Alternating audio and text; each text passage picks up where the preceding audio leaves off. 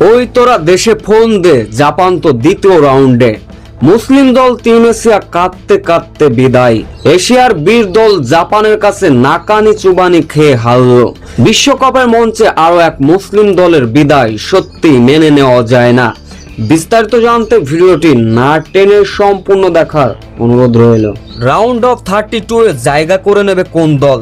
99% মুসলমানের দেশ তিউনিসিয়া নাকি এশিয়ার বীর জাপান? এমন সমীকরণে মুখোমুখি তারা। ম্যাচের শুরু থেকেই বল দখল আর নিজেদের আধিপত্য ধরে রেখেছিল জাপান। চতুর্থতম মিনিটে তিউনিসিয়ার রক্ষণভাগ ভেদ করে পায়ের জাদু দেখাতে থাকেন ডি বক্সের ভিতর থেকে ছোট্ট একটা পাস। 13 নম্বর জার্সি পরিহিত খেলোয়াড় জাপানি ফুটবলার কাছে পাস করলেন। সেই সুযোগ অবশ্য কাজে লাগাতে ভোলেননি জাপানি সেই ফুটবলার। আলতো করে পাস হয়ে দিয়ে জাপানি ফুটবলার কামান্ডা গোল করলেন। এতে করে দলীয় 4 মিনিটের মাথায় লিড পেয়ে যায় জাপান।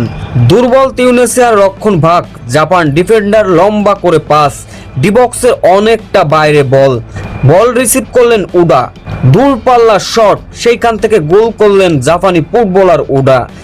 এতে করেই প্রথম আর্ধে দুর্বলতার পরিচয় দিয়েছে তিউনিসিয়া। 2-0 গোলের ব্যবধানে বিরতিতে যায় তারা। দ্বিতীয় অর্ধে এসে আরো কয়েকটা আক্রমণ সাজিয়েছিল জাপান। 69তম মিনিটে মাঝমাঠ থেকে বল টেনে নিয়ে অন ভার্সেস অন তিউনিসিয়ার গোলরক্ষককে বোকা বানিয়ে জাপানের দ্বিতীয় ও তৃতীয় গোলটি করেন লেটো। জাপানের হয়ে তৃতীয় গোলটি করেন লেটো।